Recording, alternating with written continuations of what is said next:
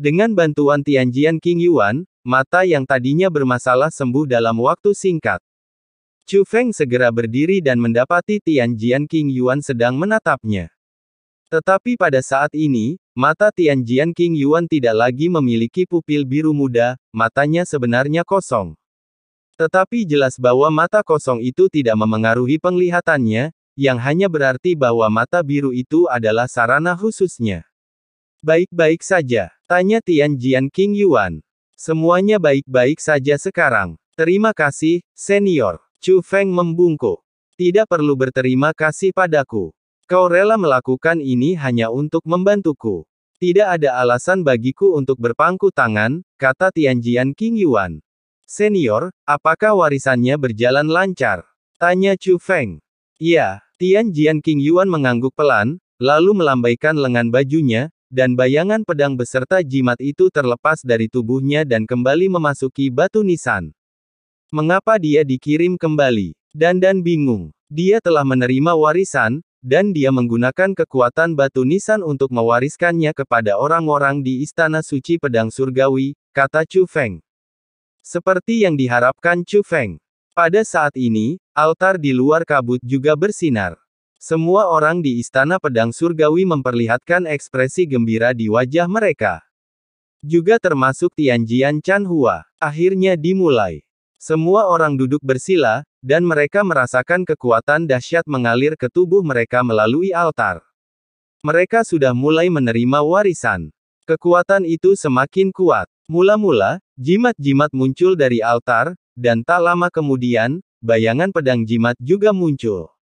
Hanya saja jimat dan bayangan pedang itu tampaknya selektif dan memasuki tubuh orang yang berbeda. Beberapa orang bahkan tidak dapat tertarik pada jimat atau bayangan pedang. Beberapa orang memiliki persediaan yang tidak terbatas.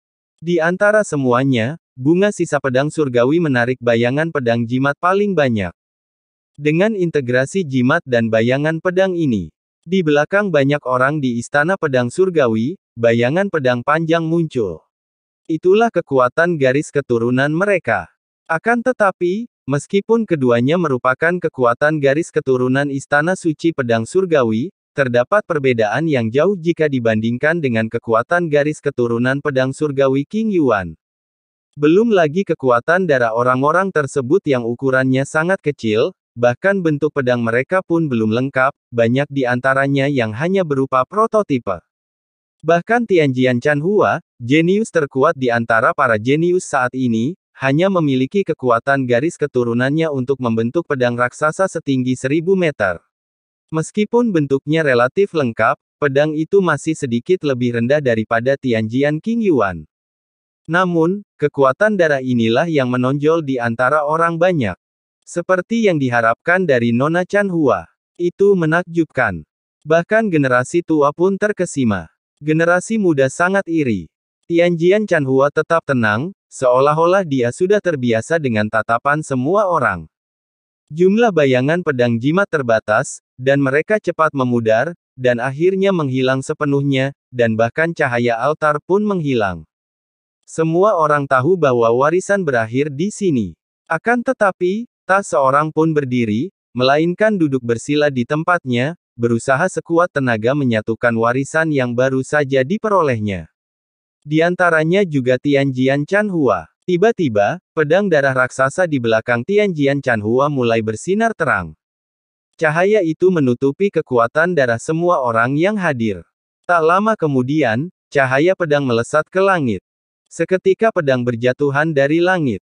Hujan pedang menyatu dalam darah Tianjian Chanhua. Meskipun darahnya tidak terus bertambah, ia menjadi lebih lengkap.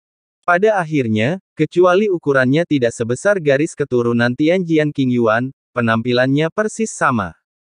Pedang surgawi telah terbentuk, dan garis keturunan Chanhua telah terbangun. Melihat kejadian ini, Master Istana Pedang Surgawi pun ikut berubah ekspresinya. Kemudian, sorak-sorai semua orang di Istana Pedang Surgawi bergema di antara langit dan bumi. Semua orang tahu apa artinya ini. Ini berarti seorang jenius yang sebanding dengan Tianjian King Yuan telah muncul dalam garis keturunan Istana Suci Tianjian. Di zaman Tuhan ini, munculnya seorang jenius seperti itu sangatlah penting. Bahkan kepala istana pedang surgawi pun gemetar karena kegirangan dan tidak dapat berhenti tertawa. Tak lama kemudian, Tianjian Chanhua membuka matanya. Wajahnya tetap tenang, tetapi hatinya sudah dipenuhi kegembiraan. Kebangkitan garis keturunan adalah hal yang sangat sulit di istana pedang surgawi. Bohong kalau aku bilang tidak bersemangat. Dia perlahan mengangkat kepalanya dan menatap pemandangan yang terbangun di kehampaan tempat hujan pedang masih mengalir deras. Ada sedikit kehilangan di matanya. Sayang sekali Chu Feng tidak ada di sini. Kalau dia ada di sini, pasti dia menyesal menolakku sekarang. Nggak perlu nunggu lagi, kan? Tapi itu tidak masalah. Aku tidak akan memberinya kesempatan lagi. Aku ingin dia menyesalinya seumur hidupnya. Tianjian Chanhua menghela nafas dalam hati. Meskipun dia tampak tenang di permukaan, penolakan oleh Chu Feng menjadi duri dalam hatinya. Itu menusuk harga dirinya sebagai seorang yang berbakat. Hanya dengan membuat Chu Feng menyesal, dia bisa mendapatkan kembali harga dirinya. Panggilan. Dan pada saat ini, kabut aneh mulai berputar, dan tak lama kemudian dua sosok muncul dan terbang ke udara. Melihat kedua orang ini, wajah semua orang berubah drastis dan mata mereka menjadi rumit. Ini termasuk Tianjian Chanhua, karena orang yang datang adalah leluhur mereka, Tianjian King Yuan. Mereka sudah tahu bahwa Tianjian King Yuan pergi jauh ke dalam kabut untuk membantu mereka memperoleh warisan. Alasan mengapa mereka terkejut dan heran adalah karena orang lain. Chu Feng, kenapa dia bersama Tuan King Yuan? Tianjian Chanhua bergumam dalam hatinya. Bukan hanya dia, tetapi hampir semua orang yang hadir memiliki kebingungan ini di hati mereka. Tetapi tidak seorang pun berani bertanya. Bahkan Master Istana Mahakuasa dari Istana Suci Pedang Surgawi bersikap seperti budak di hadapan Tianjian King Yuan dan tidak berani mengajukan pertanyaan apapun. Semua orang hanya bisa menunggu Tianjian King Yuan memberi perintah. Terbangun. Tianjian King Yuan memandang Tianjian Chanhua. Tianjian Chanhua tidak berani menunda dan buru-buru melangkah maju, lalu berlutut di tanah dan melakukan kowtow besar. Berkat Dewa King Yuan, aku bisa mendapatkan kekuatan dari tempat ini, dan sekarang aku punya kesempatan untuk membangkitkan garis keturunanku. Bahkan Tianjian Chanhua tidak berani mengambil pujian di depan orang ini, tetapi malah menyanjungnya. Tidak perlu berterima kasih padaku. Kalau kau ingin berterima kasih pada seseorang, ucapkan terima kasih padanya, kata Tianjian King Yuan. Semua orang tercengang, karena mereka menyadari bahwa orang yang dibicarakan Tianjian King Yuan adalah Chu Feng yang ada di sampingnya. Tetapi setelah Jian King Yuan mengatakan apa yang terjadi selanjutnya hari itu, semua orang merasa semakin tidak percaya. Hari ini, aku bisa mendapatkan warisan tempat ini dengan sangat cepat, semua berkat Chu Feng. Mendengar ini, Tianjian Chanhua merasa kepalanya akan meledak. Kekuatan warisan yang diperoleh dengan susah payah ini sebenarnya ada hubungannya dengan Chu Feng. Bahkan Master Agung Tianjian King Yuan memperoleh kekuatan warisan di sini dengan bantuan Chu Feng. Hal ini menyebabkan harga diri yang baru saja diperolehnya kembali runtuh lagi. Saya yakin kalian semua akrab dengan Chu Feng. Ingat, kau berutang budi pada Chu Feng. Jika Chu Feng membutuhkanmu di masa depan, kau harus membalas budinya. Ketika Tianjian King Yuan mengatakan ini, kedengarannya seperti sebuah perintah. Kepala istana dari Istana Suci Pedang Surgawi memimpin dalam mengungkapkan pandangannya. Tuan King Yuan, yakinlah, urusan Chu Feng di masa depan akan menjadi urusan Istana Suci Pedang Surgawi kita.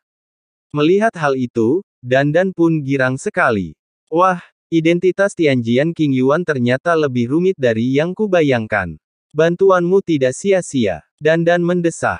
Setelah itu, Tianjian King Yuan menjelaskan beberapa hal kepada orang-orang di Istana Suci Tianjian, mungkin meminta mereka meninggalkan tempat ini, sementara dia sendiri ada beberapa hal yang harus diurus. Selama periode ini, Tianjian Chanhua terus menatap Chu Feng dengan mata yang rumit.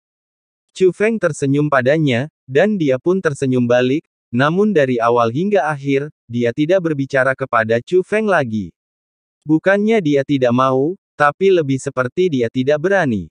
Hanya karena Chu Feng memiliki hubungan dengan Tianjian King Yuan, dia bahkan tidak berani berbicara dengannya.